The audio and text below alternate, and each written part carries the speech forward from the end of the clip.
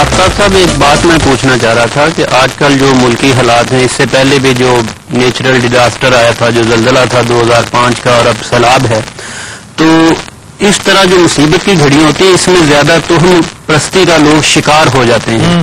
جیسے خبروں میں آ رہا ہے جی کہ فلاں جگہ پہ بارش ہو رہی ہے، فلاں جگہ پہ ریلا آ رہا تھا تو فلاں بندے نے کچھ پڑھا ہے تو وہ ریلا واپس ہو گیا. اس طرح کی جو چیزیں آ رہی ہیں، خون کی بارش ہو رہی ہے یا خون کی بارش ہو رہی ہے، اس طرح کی چیزیں جو ہیں وہ لوگوں کو بہت زیادہ ڈپریس کر رہی ہیں. تو اس کا بھی کچھ نہ کچھ سدباب ہونا چاہیے. دراصل انحطاط پذیر معاشرے جو ہیں، انحطاط پذیر قوموں کی ایک بہت بڑی نشانی یہ بھی ہے کہ وہ تمام پرست ہوتے ہیں، ضعیف الاعتقاد ہوتے ہیں، سنی سنائی یقین کرتے ہیں، اور کبھی تحقیق اور تفتیش کا رستہ جو ہے وہ نہیں اپناتے. یہ وہ لوگ ہیں جو موسٹلی خبریں نہیں بلکہ خواہشیں سننا چاہتے ہیں، اور تاریخ کو اس طرح مولڈ کر دیتے ہیں جس طرح انسان ہیلوسینیٹ نہیں کرتا. وہ ہیلوسینیشن ہونے لگ جاتی ہے اسے کہ میں فلاں جگہ گیا تھا. وہ ایک بات بار بار کرتا ہے، تواتر سے جھوٹ بولتا ہے، اور لگاتار جھوٹ بولتے چلے جانے سے ایک وقت ایسا آتا ہے کہ وہ ہیلوسینیٹ کرنے لگ جاتا ہے کہ میں سچ مچ یہ کام کرتا رہا تھا، یا میں وہاں گیا تھا، یا میں نے یہ کیا تھا، اور اسے یہ احساس نہیں ہوتا کہ یہ جھوٹ تھا جو میں نے کسی خاص مصلحت کے تحت کبھی بولا تھا، لیکن اب وہ اس کی زندگی کا حصہ بن جاتا ہے. ہمارا ایک سیگمنٹ ہوا کرے گا جس میں ہم تاریخی واقعات، ایسی کہانیاں، ایسے من گھڑت قصے کہ جو باقاعدہ تاریخی کتابوں کا حصہ بن چکے ہیں، جن کے اوپر کسی مورخ نے، کسی لکھاری نے تحقیق کرنے کی کوشش نہیں کی، زحمت نہیں کی، ہم انہیں وقتاً فوقتاً سامنے لاتے رہیں گے. اس کا مقصد یہ نہیں ہے کہ لوگوں کے اندر تاریخ کا ایک ذوق پیدا کیا جائے، تاریخ کا مطالعہ، اس کی پروموشن کی جائے. وہ ایک بندے پہ وہ خود تاریخ پڑھنی چاہیے. تاریخ ایک لاجواب چیز ہے. اس ایکسرسائز کا مقصد جو ہے وہ یہ ہے کہ ہم لوگوں کے اندر ایک خو پیدا کریں، ایک ذوق آگہی اور ایک جستجو پیدا کریں کہ جو بات وہ سنیں اس پر من یقین نہ کر لیں. کیونکہ اس وقت میڈیا کا دور ہے، میڈیا ہائی وے پہ بڑی خوفناک ٹریفک ہے، دن رات یہ ٹریفک چلتی رہتی ہے. اس میں ایک چیز غور ہے، اور وہ یہ کہ ایک قسم ہے میڈیا کی جسے آپ عطائی میڈیا کہتے ہیں.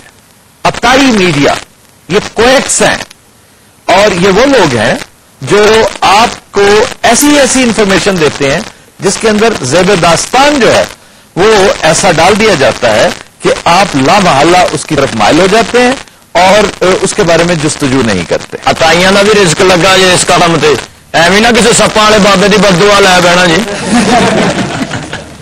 بابا بھی نال ہی بیٹھا ہے، بابا بھاوے نال بیٹھا مگر سپ بھی نال ہی. یار بات سنو، سیریس گفتگو ہو رہی ہے، کبھی تو تھوڑی سی سیریسنس برداشت کرو. ہاں آفتاب صاحب مجھے بخار ہو رہا ہے.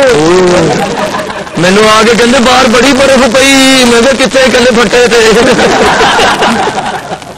یار جنرل صاحب صحیح گئے ہیں. ویسے میں یقین سے کہہ سکتا ہوں کہ وہ اس وقت بہت سکھی ہوں گے، اور سارے انہوں کو کام ہوئے گا، چلے گئے ہوں گے، اور اٹھی بھی آدمی نے ہاں میں جانا کا چاہتا ہوں، مجھے کوئی نہیں روک سکتا. اچھا، اب اگر اس گفتگو کے دوران تم بولے تو میں وارننگ دے رہا ہوں کہ باقی میں نکال دوں. اچھا جی، یہ جو جنگیں سیلاب ہوتے ہیں، تباہی، زلزلے، انقلابات اور مسائل کے جو دن ہوتے ہیں، وبا کے جو دن ہوتے ہیں، ان میں اس طرح کی افواہیں بہت پھوٹتی ہیں.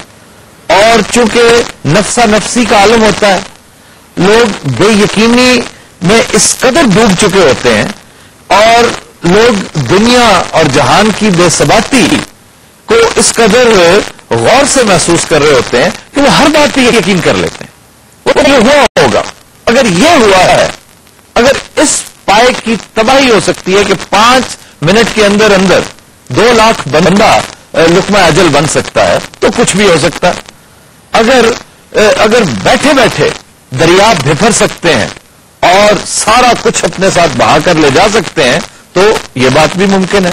اس لیے یہ جو قصے ہیں کہ فلاں جگہ پر ایک بابا نمودار ہوا، اس نے کہا کہ چلا کاٹو، چھتوں پہ چڑھ کر دریا سندھ کا پانی جو ہے وہ یہ کر لے گا، وہ کر لے گا، پانی لال ہو گیا، پانی کالا ہو گیا، اور چند پرندوں نے بولنا شروع کر دیا.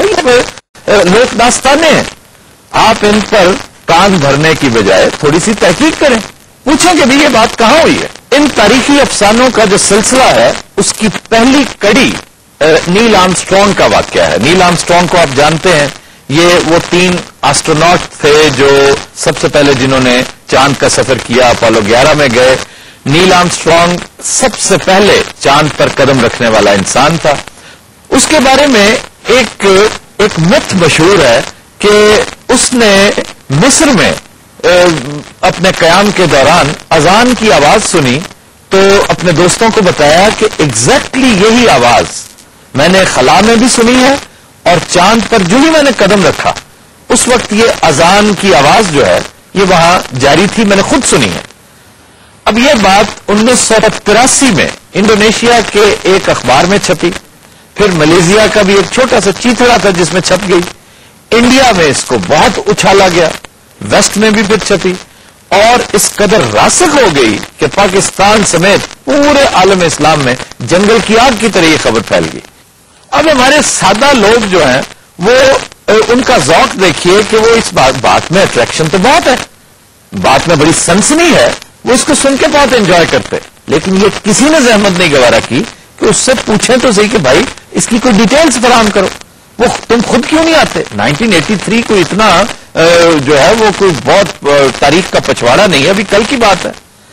چنانچہ اس پر اس بیچارے کو خود ایک پریس کانفرنس کرنی پڑی.